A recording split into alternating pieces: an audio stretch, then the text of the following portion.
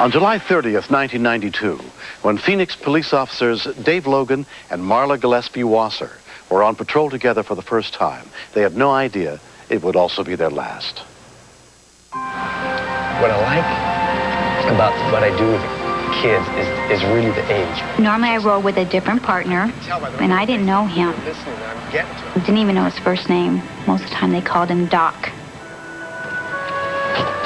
Hey, kids, hold it there for a second. We were working Operation Safe Street. If there was a young person out, whether they were a gang member or not, we would still stop and talk to them about being out after curfew. Okay, don't do it again, okay? Dave was very passionate about the DARE program. He felt that preventing criminal activity would be better than just locking him up and letting him out later on. He told me how he had to work so much through DARE that he had neglected to take vacations, but that him and his wife were going to go on a second honeymoon. They were going to Vegas that night as soon as we got off work. As we drove down 9th Street, Dave noticed two guys walking.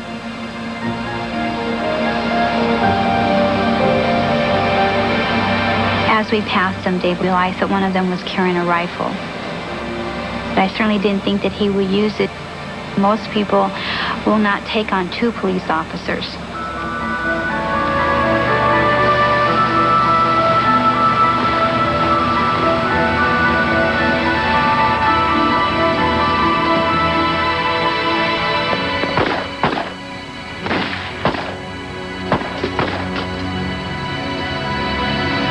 I had no idea where Dave was, but when I didn't hear any gunfire from him, then I had to assume that he was injured.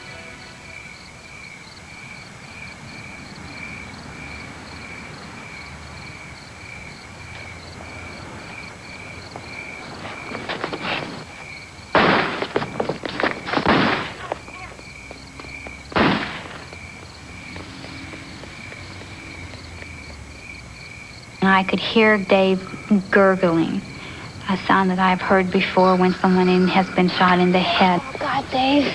Come on, Dave. Breathe, Dave. Won't you please hold my head? And then he looked up at me and he said, "Can you please hold my head?" And he used the word please. I'll never forget it. 999. I need 255. 999. I need 255. Where are you? 9th Street, just north of Van Buren. Suspects are already out.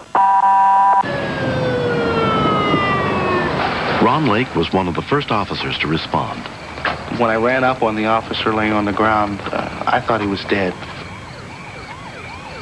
I could just faintly feel it pulse, and I listened to his breath, and it was very shallow. What's his name? What's his name? Dave. Dave Logan. Dave Logan. I took my flashlight and shined it in his eyes. Come on, breathe. And there was no response. Come on. I didn't know this officer. I'd never met him before in my life. Watch the light. But my only thought was I couldn't let this officer die. Lieutenant Debbie Byer took charge at the scene. It was very unsettling. One of the officers that was there with him gave me a little shake of the head. I took it very personally that we were going to get these guys. Come on, follow the light. I went over to Marla, whose injuries were serious, and she said to me, "Dave is really bad." Okay, what do they look like? We need to get a description out. I had officers responding, and I wanted to seal off the area as soon as possible. The suspect shooter, he's about 5'5", with combed back hair, wearing a gray shirt. Just hang in there. Tell me where you hit. Said her hand hurt, and quite a bit of blood from that. But that was the only complaint I heard from her.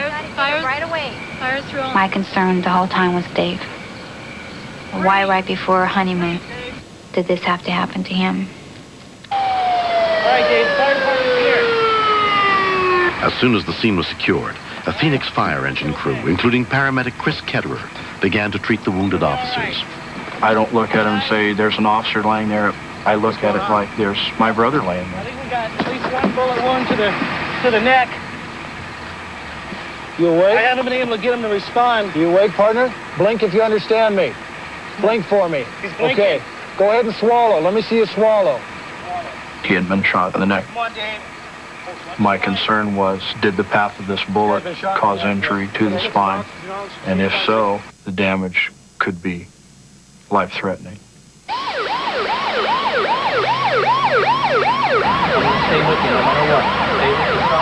While the paramedics were working on him, I did all of a sudden get a response. I actually felt him move his fingers a little bit, and I felt a great relief inside of me. The suspect with the handgun was found wounded, hiding in a trash dumpster not far away by a canine unit. Yeah, that's him. The anger didn't really start until I actually saw him face to face. And then it was like, wait a minute here. Why would he do this? You know, we were just going to stop and talk to him about being out after curfew.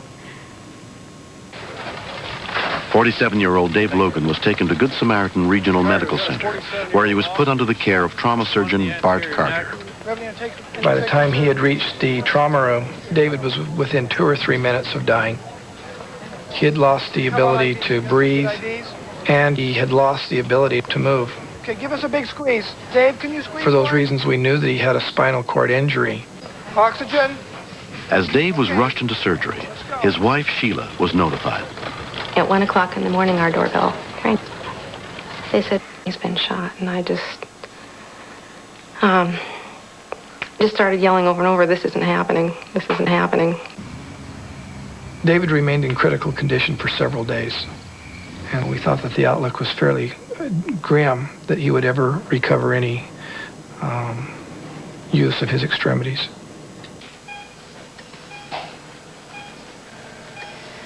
Down the hall at the same hospital, Marla was recovering from gunshot wounds to her leg and finger. I would ask him, you know, how's Dave doing? Oh, he's doing good. He's holding his own. No one ever bothered to tell me how bad off he really, truly was. Hi, Dave. What we won't do to get a day off from work.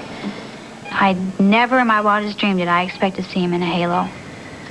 And that he was paralyzed. I hadn't been told that. Okay, Dave.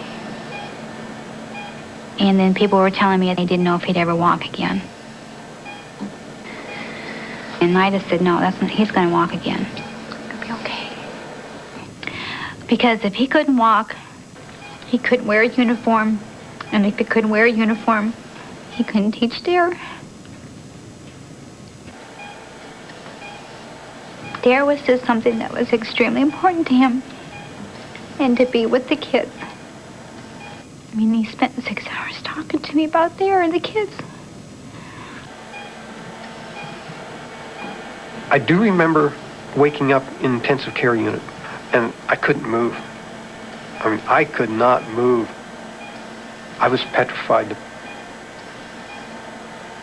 And they put a rubber band on the bed, and I started working my index finger, just started working at it. And pretty soon went from the index finger to the thumb. And once that started, I wasn't going to quit. I was in the hospital from July 30th to just before Thanksgiving. I was brought down to the exit to be taken home. I got up out of the wheelchair, and I walked out of that hospital. You said you wanted to burn. The shooter was subsequently found guilty of 2 counts of attempted murder and sentenced to prison. 6 months after the incident, Dave returned to work with the support of his wife, Sheila.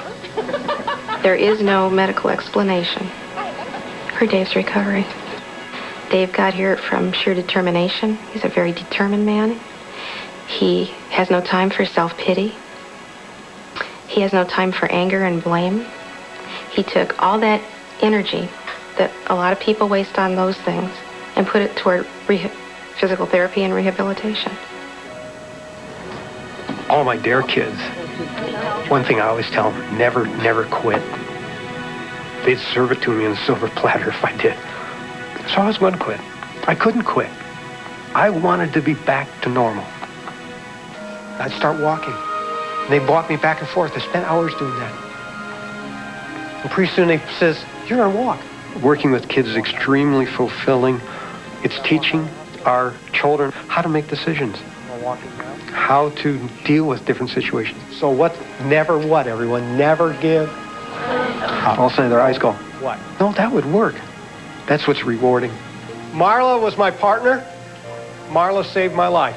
She won't admit it. But she did. If it hadn't been for Marla's response, he would have probably executed both of us. I look at it this way. I did the job I was trained to do. Nothing more, nothing less. Teacher says, shh, quiet. And you keep on talking because you want to. Today, Marla also teaches DARE classes, and Dave is a regular guest lecturer. I personally would like to see him have everything back. But considering the fact he should be dead, he's doing quite well. This is going to be our quiet wave. From what I understand, the doctors didn't expect me to live. But as I say, through the grace of God, I am here.